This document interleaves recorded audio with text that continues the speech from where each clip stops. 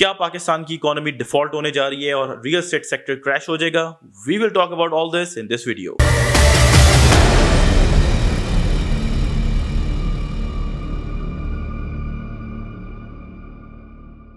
Welcome to another production of Property Gupshup. इस वक्त पाकिस्तान में बड़ी हॉट डिबेट चल रही है कि क्या हमारी इकोनॉमी जो है वो डिफॉल्ट होने जा रही है या नहीं। इवन हमारी जो गुफ्तगू होती है आप लोगों के साथ, गपशप लगती है, जो हमारे क्लाइंट्स हैं जो रेगुलरली हमारे साथ इन टच है, तो वहाँ पे भी ये क्वेश्चन जो है वो अक्सर पॉपअप हो जाता है कि व्हाट डू यू थिंक कि इकोनॉमी डिफॉल्ट हो रही है या नहीं, क्या पोटेंशियल उसके असरात होंगे रियल एस्टेट सेक्टर पे। तो एक बड़ा आपको सिंपल स्वीट आंसर दूँ तो पाकिस्तान की इकोनॉमी तो डिफॉल्ट नहीं होने जा रही, ठीक है जी। And we will go in depth कि मैं क्यों ये ओपिनियन रखता हूँ कि हमारी इकोनॉमी डिफॉल्ट नहीं होगी। हम बच तो जाएंगे बट जलते जलते, ठीक है जी। बट अगर हम इस क्वेश्चन को एड्रेस करें कि अगर डिफॉल्ट होती है तो रियल एस्टेट सेक्टर पे क्या असरात होंगे, obviously real estate sector just like any other sector of Pakistan it's going to be absolutely catastrophic. Sri Lanka की हमने एग्जांपल देख ली है, visuals was very very terrible जो उधर से आ रहे थे। श्रीलंका के जो डिफ़ॉल्ट की सिचुएशन वहाँ पे बन गई। So let's talk about Pakistan. ये जो नैरेटिव है डिफ़ॉल्ट का, ये बेसिकली स्टार्ट होता है लेट नवंबर से। उस वक्त एक फाइनेंशियल ब्रोकरेज हाउस के व्हाट्सएप ग्रुप में एक मैसेज आता है जिसमें सीडीएस के रेट के बारे में बात की जाती है कि सीडीएस का रेट जो है वो 100% से ऊपर चला गया है, जिस वजह से पाकिस्तान जो है पोटेंशियली डिफ़ॉल्ट की तरफ जा रहा है। मैं आपको ज़रा थोड़ा सा सीडीएस एक्सप्लेन करता हूँ। CDS basically stands for credit default swap. It's like an insurance instrument.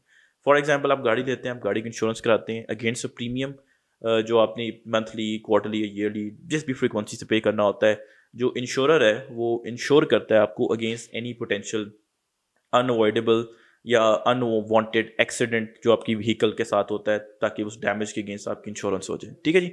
So basically there is risk और आप उस रिस्क के अगेंस्ट अपने आप को इंश्योर करवाना चाहते हैं। You go to an insurer, he offers you the insurance instrument against a premium, ठीक है।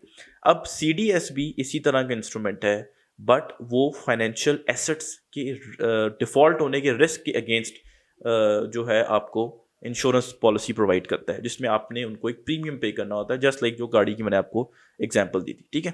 अब अगर आपकी गाड़ी के हालात ख़राब होंगे या आप एक रैश ड्राइवर होंगे या आपका ट्रैक रिकॉर्ड है कि you been in many accidents before, तो ज़ाहिर सी बात है कि इंश्योरर जो है वो आपसे ज़्यादा प्रीमियम चार्ज करेगा। लाइकवाइज करंटली पाकिस्तान की जो एक फिजिकल सिचुएशन है, जो हमारी रेवेन्यू और एक्सपेंडिचर्स की सूरत हाल है, वो काफ़ी ज़्यादा तंग है, ठीक है। जिस वजह से जो कैपेसिटी होती है गवर्नमेंट की to return back the money वो कम हो जाती है। तो ज़ाहिर सी बात है, अगर आप as a bond holder of government of Pakistan किसी इंटरनेशनल इंश्योरर के पास जाते हैं जो सीडीएस इशू कर रहा होता है, जो सेल कर रहा होता है, तो ज़ाहिर सी बात है वो आपसे ज़्यादा प्रीमियम चार्ज करेगा, ठीक है, क्योंकि उसको पता है कि पाकिस्तान की फिजिकल हालात क्या हैं। हैंस उसका रेट जो है 100% से शूट हो गया। बेसिकली मैं आपको ये बताता चलूँ कि जो सुकुक की बॉन्ड्स की पेमेंट्स थी विच वर ड्यू अराउंड 4th और 5th दिसंबर जो अब गुजर चुकी हुई है, वो 1 अरब की ड्यू थी। और इट वाज एक्सपेक्टेड कि सिंस पाकिस्तान के पास रिजर्व्स भी कम है, एक इंटरनेशनल जो था वो आप कह लें कि ओपिनियन बना हुआ था कि रिजर्व्स कम है, फिजिकल स्पेस टाइट है, ये नहीं कर पाएंगे। दैट्स वाई 100% से ऊपर उसका शूट कर गया। अब इसका भी ये मतलब है कि अगर प्रीमियम सीडीएस का 100% से ऊपर शूट कर रहे हैं, तो अगर आपके पास $100 का पाकिस्तान का सुकुक बॉन्ड है and you want insurance against a potential risk of default, तो आपने उनको $125 देने हैं एज प्रीमियम। ये बेसिकली इसका मतलब है वो 125 तक गालबन सीडीएस का रेट जा चुका हुआ था, ठीक है। लेकिन पेमेंट हमने कर दी। पेमेंट करने के बाद it right now I check let last week it went all the way down to 50 to 51% वो जो सीडीएस का रेट था। तो it was 100 plus, now it is around 15 to 50 to 51% के ब्रैकेट में फॉल कर रहे हैं। हम एक जो है आपके सामने ग्राफ भी शो कर देंगे जो आपको शो कर रहा होगा कि सीडीएस का जो पॉइंट्स हैं वो काफ़ी ज़्यादा नीचे आ गए, ठीक है, क्योंकि हमने पेमेंट कर दी। सो ये है बेसिकली सीडीएस। फिर सीडीएस की एक और बात भी है कि ये thinly traded instrument and excuse me, मुझे पता है this is a real estate channel, हम डीएचए को डील करते हैं, but I can not avoid कि मैं टेक्निकल टर्म्स यूज़ करूं। सो आई विल ट्राई कि मैं इसको सिंपलिस्टिक रखने की कोशिश करूं। सो सीडीएस इतना थिनली ट्रेडेड, वैसे भी थिनली ट्रेडेड है, it's not a good indicator of potential default, ठीक है। अच्छा जी, अब हम आते हैं इस बात के ऊपर कि डिफ़ॉल्ट होता क्या है, क्योंकि हम डिफ़ॉल्ट बोल रहे हैं। अब सिचुएशन ये है कि पाकिस्तान में जो आम तंदूर वाला है वो भी डिफ़ॉल्ट कह रहा है जी कि डिफ़ॉल्ट हो गया, विदाउट नोइंग कि हम किस डिफ़ॉल्ट की बात करें। टेक्निकली स्पीकिंग पाकिस्तान को डिफ़ॉल्ट हुए हुए काफ़ी महीने हो चुके हुए हैं, ठीक है। We are in a situation technical default. Why? Because our liabilities are way more than our capacity to pay them off. तो हम तो अगर सारे हमें कहेंगे भाई जो आपकी लाइबिलिटी है साल की दे, तो आप तो डिफ़ॉल्ट में। लेकिन हम बेसिकली बात कर रहे हैं, जब हम डिफ़ॉल्ट कहते हैं, जो अपोजिशन कहती है या गवर्नमेंट जिस डिफ़ॉल्ट की बात कर रही है, जो सोशल मीडिया पे एक्सपर्ट्स डिफ़ॉल्ट को एक्सप्लेन कर रहे हैं, that is sovereign debt default, ठीक है। जो गवर्नमेंट लेवल के ऊपर जब गवर्नमेंट अपनी कॉन्ट्रैक्चुअल ऑब्लिगेशंस जो हैं वो रवां साल में फुलफिल नहीं कर पाती, तो वो सॉवरेन डेट डिफ़ॉल्ट उनका हो जाता है, जैसे श्रीलंका का हुआ है। ये है जी बेसिकली डिफ़ॉल्ट। अब पाकिस्तान की सिचुएशंस क्या है, सिचुएशन क्या है? Let's talk about some numbers right now. Pakistan का जो डेट स्टॉक है, public debt stock, it's around 126 billion US dollars, ठीक है। जिनमें से तकरीबन $22 की हमने पेमेंट करनी है इस करंट फिजिकल ईयर में, जो रवां साल है, ठीक है, which is set to be expired in June July, ठीक है। तो अब $22 अरब की हमने पेमेंट करनी है। राइट नाउ हमारे पास $4.7 अरब फॉरेक्स रिजर्व्स हैं। कमर्शियल बैंक के भी रिजर्व जो आम लोगों ने फॉरेन एक्सचेंज अकाउंट खुलाए होते हैं उनको भी ऐड करते हैं, तो 12-12.5 अरब डॉलर हमारे पास पड़े हुए हैं।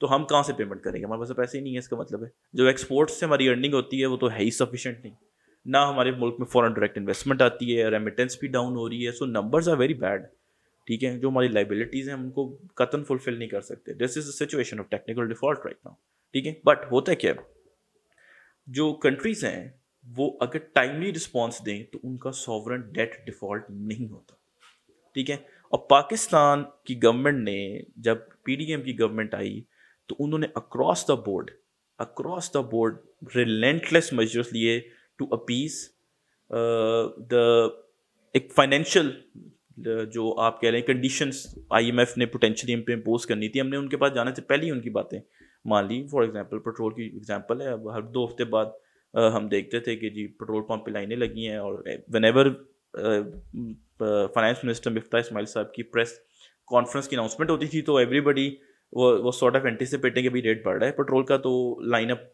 हो जाते थे वो पेट्रोल स्टेशन पर, लॉन्ग क्यूज होती थी। वी ऑल एक्सपीरियंस दैट, ठीक है। उसके बाद अब टैक्स का देखें, अब रियल स्टेट की बात करते हैं, तो बजट जब आया तो फाइलर को 2% पे ले गए, नॉन फाइलर को 7% पे ले गए, ठीक है। आप चीज़ों के रेट्स को देखें, जो ईडेबल ऑयल है उनके रेट बढ़ गए।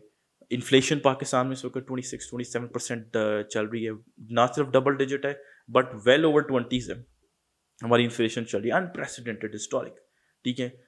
राइट नाउ एक और आपको मेजर बताता हूँ कि स्टेट बैंक की तरफ से कोई भी इंडिविजुअल $30,000 से चार्ज नहीं कर सकता अपने डेबिट कार्ड के क्रेडिट कार्ड को फॉर इंटरनेशनल पेमेंट्स, ठीक है। जितने मर्जी आपके पास अकाउंट हो, but your aggregate cap is $30,000। फिर एलसीज बंद कर दी, ठीक है। LCs means letter of credit, जिसकी बेस पे हम इम्पोर्टर्स जिनको इम्पोर्ट कर रहे होते हैं उनको पेमेंट कर रहे होते हैं। इस वक्त हम अखबारों में देखते हैं कि जो कंपनीज है वो कहती थी हमें तो पर आवर के हिसाब से ये पे करना पड़ रहा है उनको, बट स्टेट बैंक जो है उनकी एलसीज ओपन नहीं कर रहा है उनके, बिकॉज हमने अपने डॉलर बचाने हैं जो $4.7 पड़े। सो गवर्नमेंट ने जो रिस्पॉन्स दिया है वो बड़ा, आप कह लें कि एग्रेसिव रिस्पॉन्स है, और पूरी पेन जो है वो पाकिस्तानी पब्लिक के ऊपर इस वक्त डाल दी गई है, ठीक है। हम श्रीलंका इसलिए नहीं बनेंगे because Sri Lanka was reluctant. Sri Lanka ने टाइमली बेसिस पे ये पेनफुल मेजर्स नहीं लिए, ठीक है। अब हम हर 2-3 साल बाद जब भी हमारे मुल्क में 6% का ग्रोथ रेट कोई भी गवर्नमेंट पोस्ट कर जाए तो इकोनॉमी हीटअप हो जाती है, क्योंकि हम कंजम्पशन बेस्ड इकोनॉमी है, और वो कंजम्पशन भी हमने इंपोर्टेड सामान लेना है, कपड़ा इंपोर्टेड पहनना है, गाड़ी इंपोर्टेड पहननी है, घड़ी इंपोर्टेड पहननी है, सारा कुछ हमने इंपोर्टेड करना है, ठीक है।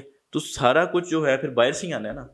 दालें आपने इंपोर्ट करके खानी है, सब्जी आपने इंपोर्ट करके खानी है, क्योंकि हमारी पॉलिसी जो है डोमेस्टिक, वो प्रोडक्शन की तरफ किसी ने सोचा ही नहीं कभी। खैर दैट इज़ अनदर डिबेट, ठीक है, which can stretch for hours and hours. But government का रिस्पॉन्स जो है इस करंट सिचुएशन में, जो अनअवॉइडेबल चीज़ें हैं वो गवर्नमेंट ने की हैं, पेनफुल हैं, पॉलिटिकली भी पॉपुलर नहीं है, but there is absolutely no other option other than the response which the government has shown. So इस रिस्पॉन्स को देखते हुए जो आपके क्रेडिटर्स होते हैं, जो आपके लेंडर्स होते हैं, जिन्होंने ऑलरेडी आपको लेंड किया होता है, वो कहते हैं जी ठीक है, हम आपका डेट जो है वो रीस्ट्रक्चर कर देते हैं।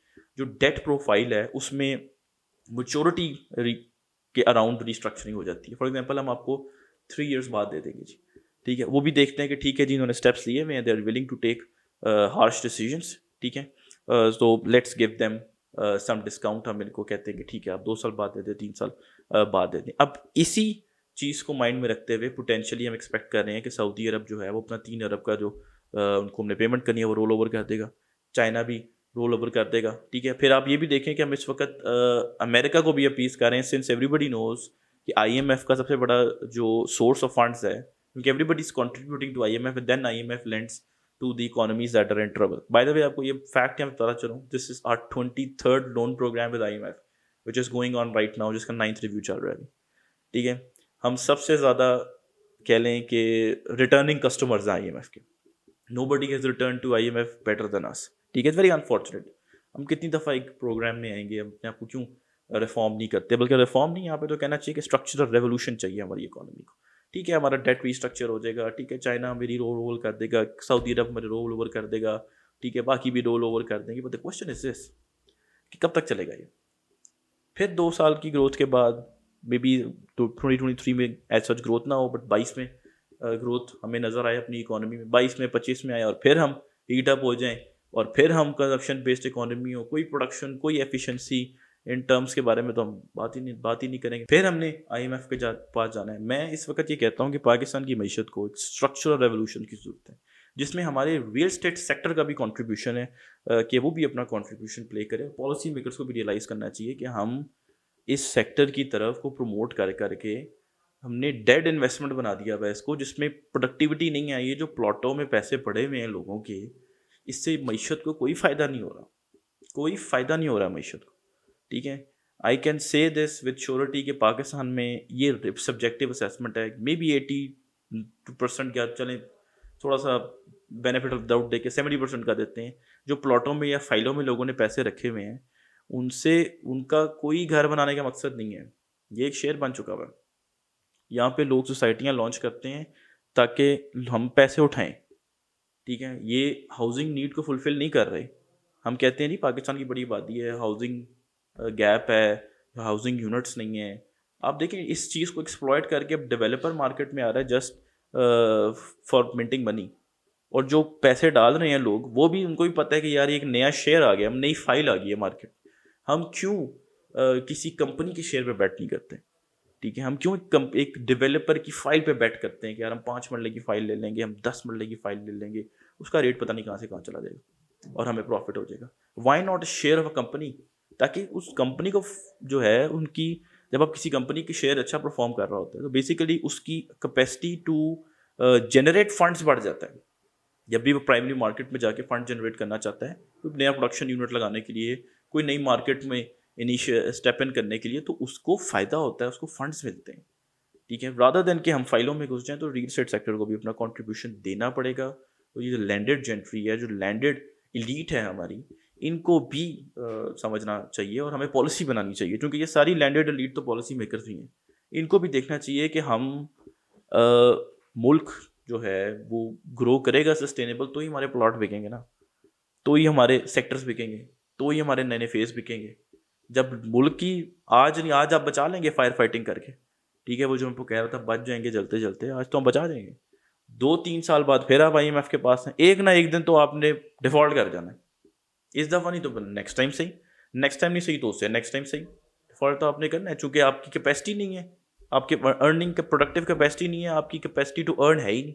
अर्न करेंगे तो लोगों को पे करेंगे ना। You want to, if you want everything imported, then you need to make money, ताकि आप वो बाय कर सकें आपकी कैपेसिटी, ठीक है। सो होपफुली पाकिस्तान में इस तरह के चेंजेस आएँ।